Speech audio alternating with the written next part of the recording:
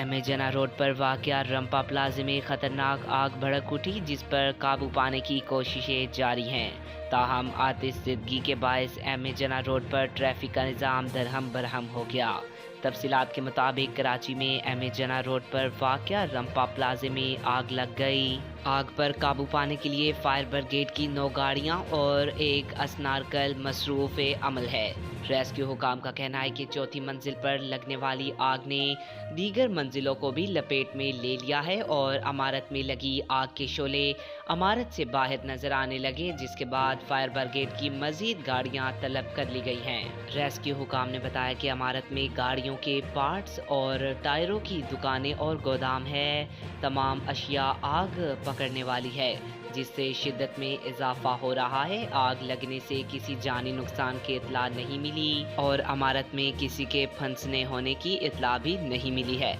Chief fire officer हमायो Ahmad ने कहा कि इमारत का चौथा और 5वां फ्लोर आग की लपेट में है। KMC की असनारकल समेत 8 फायर टेंडर आग बुझाने में मसरूफ हैं। इब्तिदा में लोगों ने अपनी मदद आप के तहत आग बुझाने की कोशिश की, ताहम आग की शिद्दत ज़्यादा हुई तो फायर ब्रिगेड को मुतला किया गया।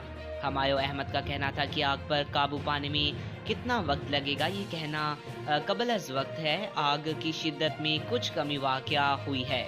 आग बुझने के लिए फोम का भी इस्तेमाल किया जा रहा है।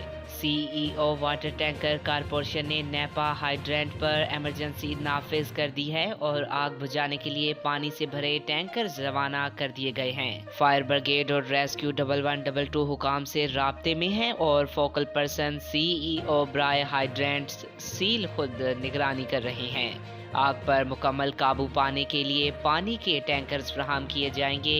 पाक बहरिया भी प्लाजे में लगी आग पर काबू पाने में भरपूर मावनत कर रही है। पाक बहरिया के 2 फायर टेंडर, फायर बाउजर और रेस्क्यू अमला आग बुझाने में मसरूफ है, जबकि फायर फाइटर्स की सिविल इंतजामिया के हमरा आग बुझाने की कोशिश जारी है।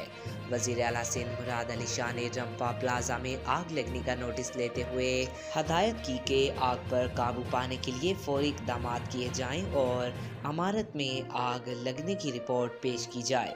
साथ SBCA समेत मुतल्लिका इदारे इमारतों की इंस्पेक्शन करें। आज तक के लिए इतना ही। मज़ीद ऐसी मालूमाती वीडियो देखने के लिए हमारे चैनल को सब्सक्राइब करें।